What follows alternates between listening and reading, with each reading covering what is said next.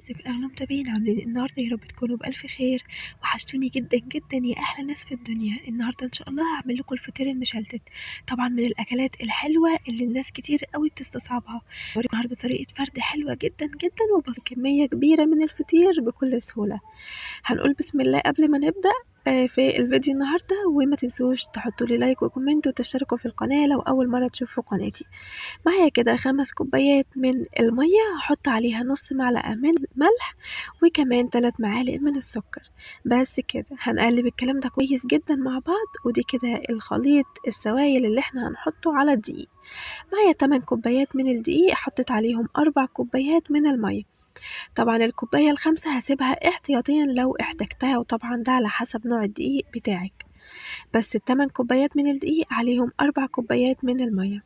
هبدأ أعجنهم كويس جدا كده بإيدي لحد ما أتأكد إن العجينة نعمت جدا معايا، ودي أهم خطوة لنجاح الفطير بتاعك.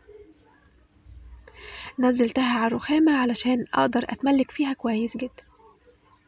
هفضل أعجنها لحد ما أشوف فيها عرق كده وبقت بتمط شوية. هسيبها ترتاح حوالي 10 دقايق وهتشوفوها هتبقى عاملة ازاي.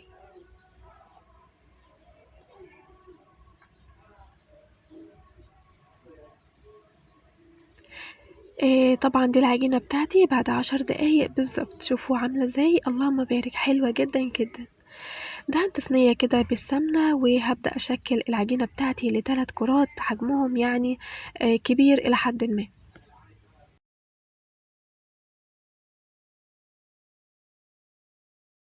خلصت كده 3 كرات وهبدأ بأول واحدة. بدأت إن أنا أكورها. هبدأ أفردها، طبعا المفروض أسيبها ترتاح شوية، بس بما إني كنت مستعجلة فاشتغلت على طول. بدأت أفردها كده، هتفضل تلم معايا شوية طبعا، وده لقيتناها ما ارتاحتش شوية. هحاول أخليها كده بشكل يعني مربع أو مستطيل، يعني على حسب ما تقدري تشكليها. أنا خليتها مربعة كده إلى حد ما. وبعد كده هجيب الخليط الدهني بتاعي، طبعا عبارة عن زبدة وزبدة عادية وكمان زبدة بلدي وشوية من السمنة البلدي. مش قادرة أقولكوا كانت ريحتها جبارة ازاي. هحط كده كمية حوالي معلقة كبيرة طبعا، وهبدأ دلوقتي ألفها رول كده على بعضها.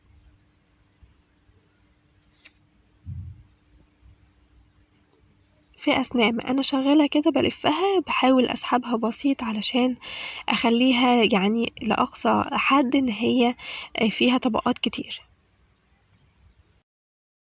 وبكده بقى بعد ما خلصناها هبدأ ألم الأطراف كده بالشكل اللي انتوا شايفينه ده، وأتأكد إني قفلتها كويس، يعني ما اضغطش عليها بس أتأكد إن أنا قفلتها كويس كده حتى ولو بسيط.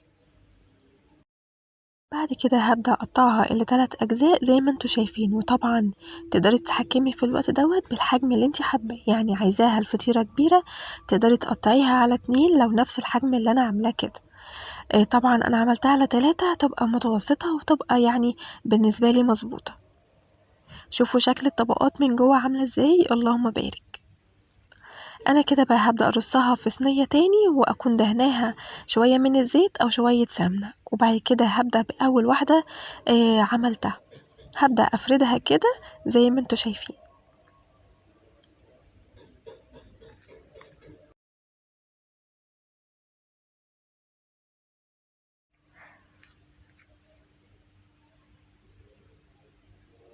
بعد كده هديها دهنة بسيطة من السمنة او الزبدة طبعا على حسب المتاح عندك.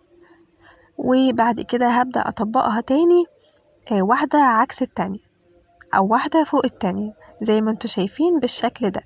طبعا ببدأ افرد برضو في كل طبقة بعملها، ببدأ افردها كويس جدا. بعد كده هاخدها بقى وهتنيها كده زي البقجة بالظبط. هضمها وهسيبها في صينية برضو مدهونة، وهخليها ترتاح شوية على ما اخلص الكمية كلها. وهكذا هفرد الكمية كلها بنفس الطريقة زي ما انتوا شفتوا. هعمل معاكم واحدة تانية علشان تعرفوا بتتفرد ازاي.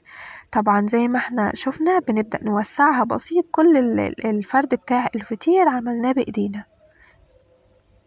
هناخد دهنة من السمنة زي ما انتوا شايفين كده، وهبدأ اتنيها كده تانية والتانية التانية فوقيها.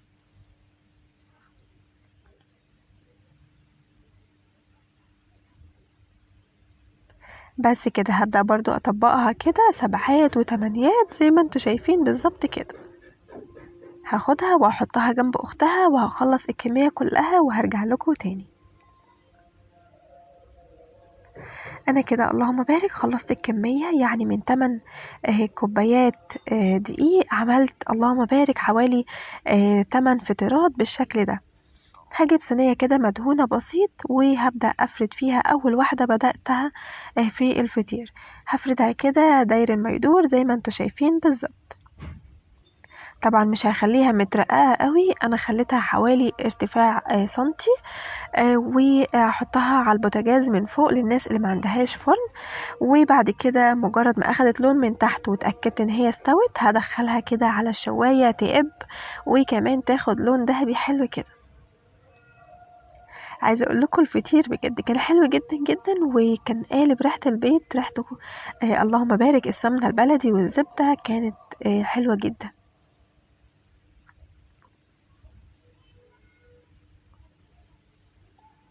طبعا احنا بنسيبها على البوتاجاز من فوق حوالي يعني 5 دقايق موطين النار عليها علشان تستوي وكمان تاخد لون ذهبي من تحت. وبعد كده بنحطها على الشواية بتاخد حوالي 3 دقايق وبنخرجها على طول. اللهم بارك، شوفوا شكلها عاملة ازاي، مش قادرة اقول لكم بجد حلاوتها وطعمتها كانت عاملة ازاي. قدميها بقى مع عسل، مع جبنة قديمة، جبنة حادقة، جبنة بيضة، تقدري تعملي اللي انت حاباه. اهم حاجة تطلعي شوية فطير حلوين جدا. اللهم بارك، شوفوا طرية ازاي، لونها من تحت ومن فوق حلو جدا. يا رب الفيديو بتاع النهاردة يعجبكم. ما تنسوش لو عجبكم الفيديو ما تنسوش تحطوا لي لايك وكومنت. ولو اول مرة تشوفي قناتي سمسمة الجزار ما تنسيش تشتركي وتفعلي زر الجرس علشان يوصل لكم كل جديد بقدمه. واسفل التأخير مرة تانية، طبعا كنا في امتحانات، ربنا ينجح اولادنا يا رب ويعني يجعل تعبهم كده بفايدة. اللهم بارك، بصوا الطبقات عاملة ازاي، بسم الله ما شاء الله. اتمنى الفيديو النهاردة يعجبكم وتجربوا طريقتي في عمل الفطير السريع، وان شاء الله لو عجبكم الفيديو هنزل لكم كذا طريقة للفطير. شكرا لكم وسلام.